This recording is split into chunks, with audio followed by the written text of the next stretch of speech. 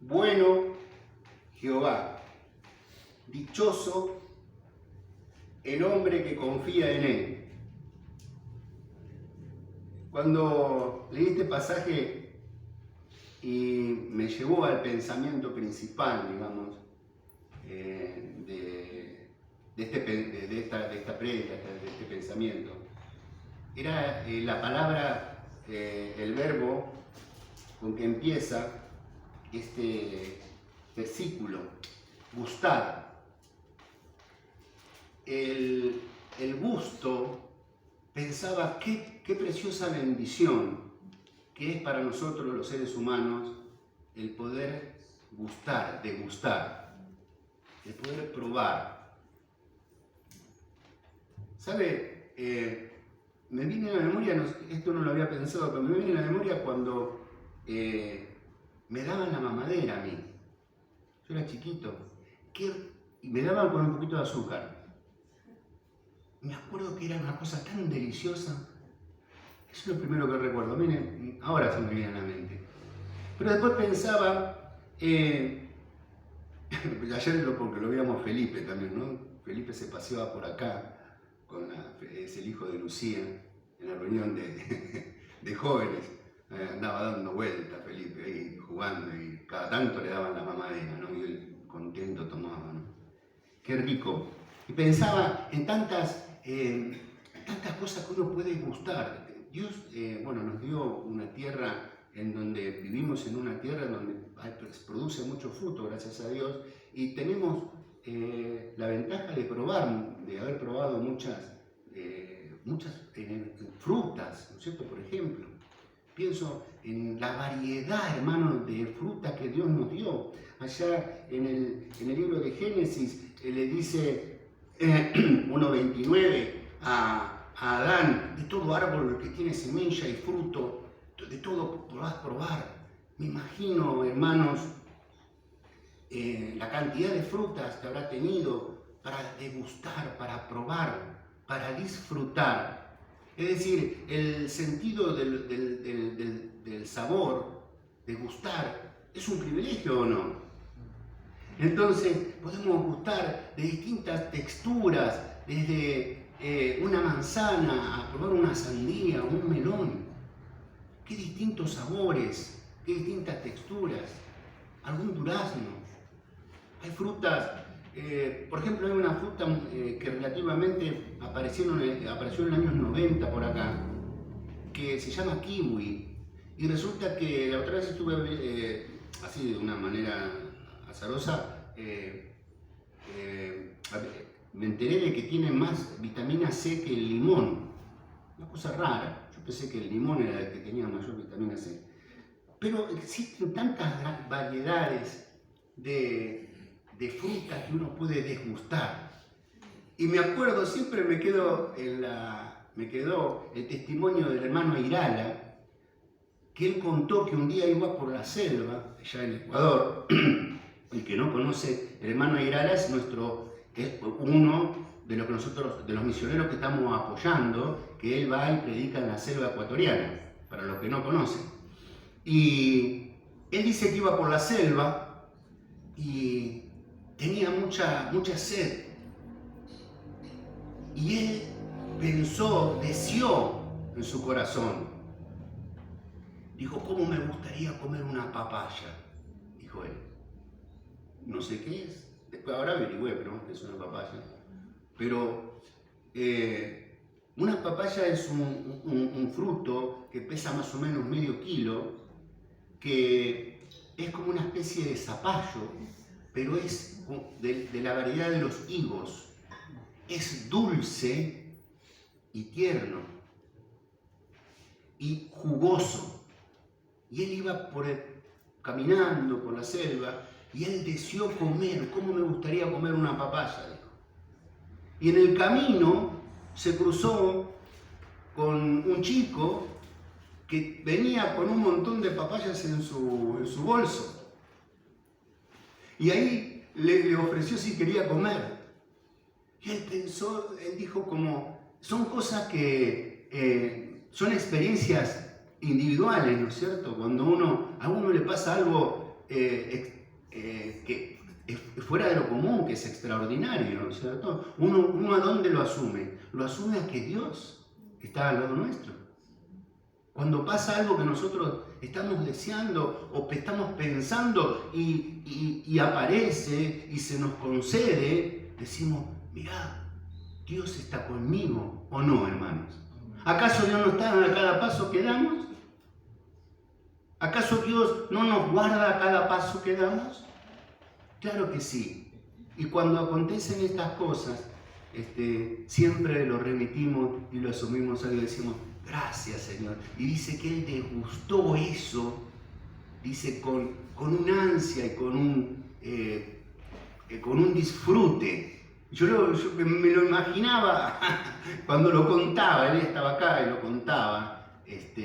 Me imaginaba el momento tan especial que él pasó ahí. Existe esta bendición tan grande de poder gustar. Y averigüé también que hay existen trastornos en ciertas personas que no pueden gustar, no saben que es ácido, que es salado, que es dulce, y eso se llama, los que tienen atenuado eso, se llama hipogeusia. La palabra geusia es un trastorno que viene de la palabra geus, que significa degustar, probar.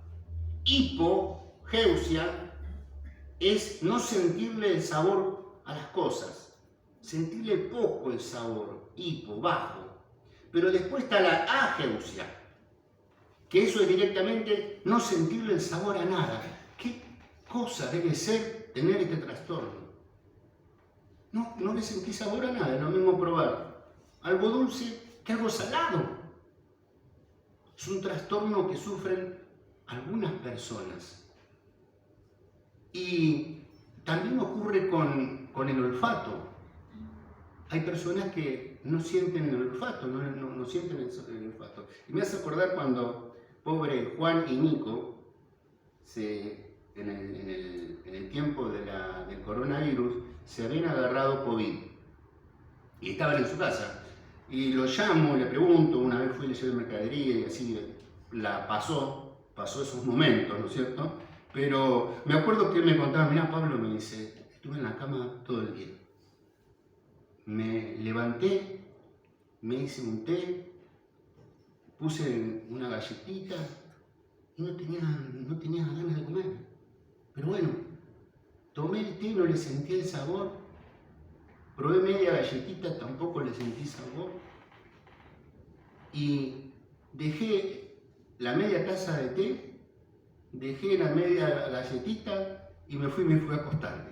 Estaba cansado por el hecho que estaba todo, ¿no es cierto? El cuerpo invadido por esta gripe, ¿no? Qué feo, qué horrible, ¿no?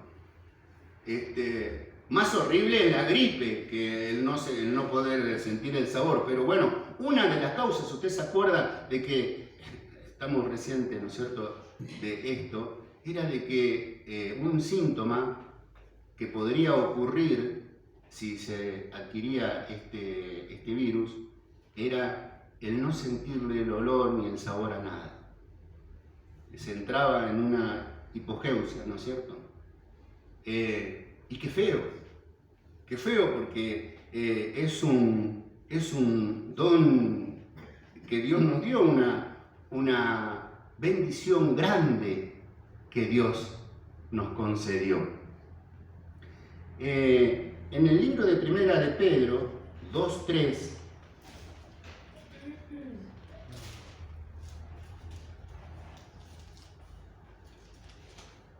dice la palabra del Señor. Bueno, vamos a leer desde el principio, ¿no es cierto? El 1 dice, desechando pues toda malicia, todo engaño, hipocresía, envidias y todas las distracciones, ¿no? O sea, desechando todo este tipo de cosas que son malas, que no son pertenecientes a un cristiano, Dice, de ser como un niño recién nacido. Mire lo que, de nuevo, me trae, no lo había comparado, pero me trae de nuevo con la leche espiritual no adulterada, para que en ella crezcáis para salvación. Dice, si habéis gustado la benignidad del Señor. Acá está poniendo una condición, ¿no es cierto? Desechando todas estas cosas, pero no desechándolo de una manera moral. A ver si me explico. No desechándolo porque yo tengo que desechar la maldad, la codicia, la hipocresía, porque entiendo que eso es malo. No solamente eso, sino porque nosotros hemos gustado la benignidad del Señor. Uno hace eso porque gustó de Dios. Hizo lo del Salmo 34. Gustad y ved cuán bueno es Jehová. Uno sirve al Señor, se aparta del mal porque tiene a Dios en su corazón, porque lo ha probado, lo ha gustado. Ayer tuvimos la bendición de que nos visitó en la reunión de jóvenes nuestro hermano Gustavo. Dicho sea de paso, no lo veo, pero no importa. Está en el colectivo, bueno. Él venía de chiquito a la iglesia porque su papá venía a la iglesia. Pero él dice, yo venía a la iglesia, pero él literal me dice, venía a la iglesia, pero no me alimentaba. No me alimentaba. Mire usted, venía a la iglesia, pero no se alimentaba. Y yo pensaba, ¿no? Decía, hay muchos que vienen a la iglesia porque sienten el olor. Porque dicen, acá hay algo bueno. Esto es bueno, venir a la iglesia y sienten y dicen, bueno, yo vengo a la iglesia porque me parece bueno. Siento que es bueno estar acá, pero no me alimento. No me alimentaba. Venía, pero no me alimentaba, dice. Él cuenta su testimonio, ¿no es cierto? Que eso es importante, que sepamos el testimonio. Yo siempre, mi papá, cada vez que agarraba el púlpito, que tenía oportunidad, por lo menos le ocupaba 5 o 10 minutitos a contar su testimonio, al lugar donde iba, cómo vino a Cristo, cómo conoció al Señor, ¿no? Y bueno, gracias a Dios, ayer pudimos conocer el testimonio de Gustavo. Él dice que se fue, llegó un momento que dejó al Señor, no se congregó más, se fue a su casa y allí empezó un proceso de sufrimiento. Empecé a sufrir, físicamente y espiritualmente, dice. Adelgazó, no se congregó por un año. Y él contaba que la hermana sí se congregaba, sí buscaba de Dios, fue a Palabra de Vida, y él lo invitaba a la hermana a que venga a la iglesia, y él cuenta que él le decía no quería saber nada, no quería saber nada, no quería saber nada. Pero después de haber pasado ese momento de sufrimiento, él después de un año volvió y comenzó a retomar, y comenzó a leer la Biblia, comenzó a alimentarse, hasta que llegó un momento en donde él realmente, dice, entendió en su corazón que necesitaba arrepentirse de sus pecados y renovar y reconocer que era un pecador. Fíjese, pasó un periodo, pasó un tiempo, hasta que él vio que en la palabra de Dios había comida y que él necesitaba ser salvo y tener un encuentro con Dios. Aunque él dice que de chiquito él había aceptado a Cristo a los 8 años. Pero Él reconoció que era un pecador e renovó ese arrepentimiento para con Dios.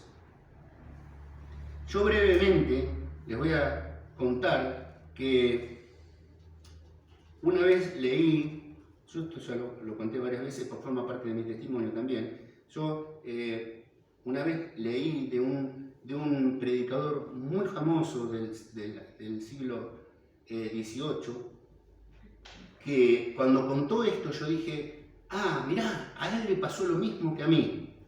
Por eso yo después que leí esto, pasado los 40 y pico de años que yo tenía ya en el Señor, me di cuenta que lo tenía que contar, porque a mí me daba vergüenza esta situación. ¿Qué me pasó a mí? Yo le relato lo que le pasó a él, que es lo mismo que me pasó a mí. Él relata, hubo una hora mala de mi vida. Le dice, solté el ancla de mi fe, corté el cable de mis creencias.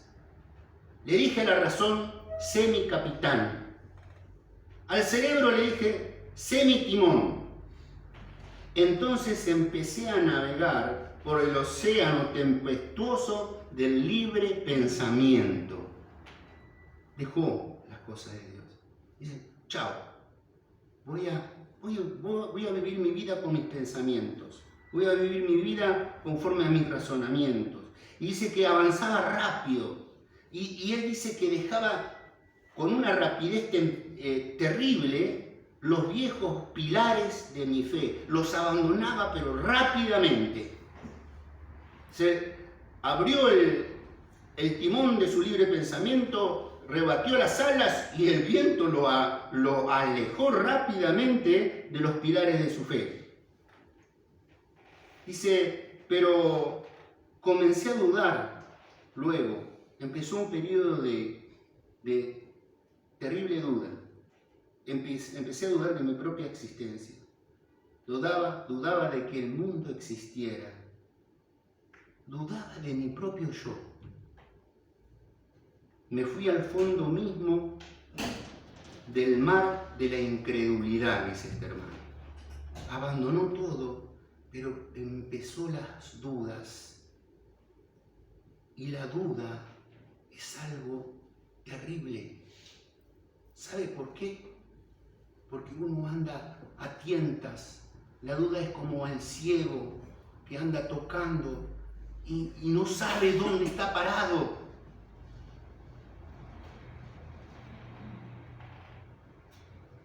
Pero dice, el hermano dice, pero Satanás se engañó a sí mismo.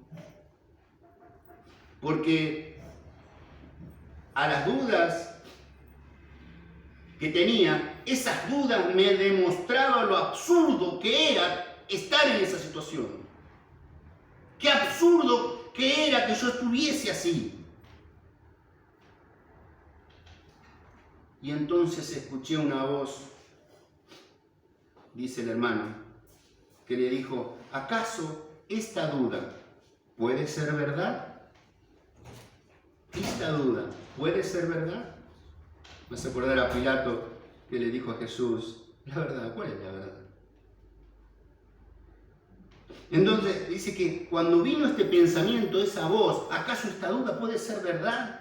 Él dice que ese pensamiento lo hizo volver a la realidad. Algunos dicen, yo vivo mi realidad, yo vivo mi realidad. ¿Sabe? La realidad es Cristo. Cristo es lo real. Lo otro no es real. El mundo no es real, es irreal. Lo real es Cristo. Y dice, esa tremenda duda me hizo volver a la realidad. Me desperté de ese sueño de muerte, dijo el hermano. Y cuando me levanté, la fe tomó el timón. Arrojé mi ancla al Calvario, alcé mis ojos a Dios y heme aquí vivo y fuera del infierno.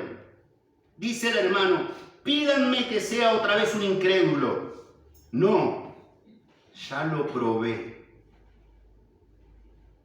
Yo pensaba mientras venía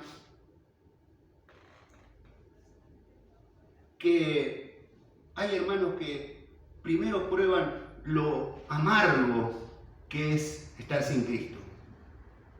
Y luego pruebas lo dulce que es el Señor. Lo dulce que es el Señor. Hay hermanos que conocemos lo dulce que es el Señor y luego probamos lo amargo que es estar sin Cristo. Y cuando recordamos lo dulce que es el Señor, volvemos.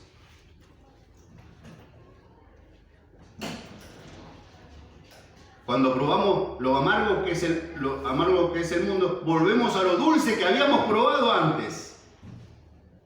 ¿No es cierto? ¿Con qué nos quedamos? ¿Con qué nos quedamos? Y por último, ya sé que vinieron, para los que se quieran, les voy a contar un testimonio que escuché esta semana. En un seminario de Estados Unidos, cuenta el pastor Stephen Davis, que cada vez que se sentaban a almorzar, se levantaba alguien que hacía un discurso. Y un doctor, algún erudito, contaba o decía algo. No se aclaraba si el seminario era cristiano o no era cristiano, o era un seminario, vaya a saber de qué cosa. Pero se levantaba un doctor y hablaba. Algún intelectual y hablaba. Y dice que este hombre se levantó y empezó a decir que estaba bien la idea de tener a un tal Jesús como un Salvador, pero que solamente era una cosa de una imaginación, que en realidad Jesús no había resucitado, que todo eso era parte de una tradición, de un intelecto, y que ser cristiano, bueno, que estaba bien, pero Jesús en realidad no resucitó, fue un hombre común, pero que introdujo una doctrina y bla, bla, bla, bla, bla, bla. Terminó su discurso este hombre y en este almuerzo, ¿no es cierto? Y entonces se preguntó si había alguien en las que estaban ahí, preguntó si había alguna pregunta. Y había un silencio total. Y dice que un hombre viejito, de pelo blanco, levantó la mano y dijo: yo quiero hacerle una pregunta. Sí, le dijo. Y quiero hacer una pregunta respecto a usted. Usted dice, bueno, de que Jesús en realidad no es Dios.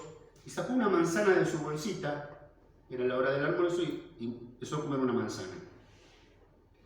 Y dice, usted dijo de que Jesús forma parte de un intelecto, de que Jesús no es algo real, que forma parte de nuestra mente o de una cultura. Y seguía comiendo la manzana. Y yo le quiero hacer una pregunta a usted. Terminó de comer la manzana y la metió dentro de su bolsita y le preguntó: ¿la manzana que yo comí era dulce o amarga? Y este señor le dijo: no lo sé, usted la probó. Y este hombre le dijo: y usted no probó a mi Jesús. Para conocer a Cristo hay que probarlo. Y el pasaje que leímos de los Salmos habla de eso. Hay que venir a Cristo y probar lo que es Cristo para poder conocerle. Esto es lo que el Señor me ha alcanzado, hermano. Dios le bendiga ricamente.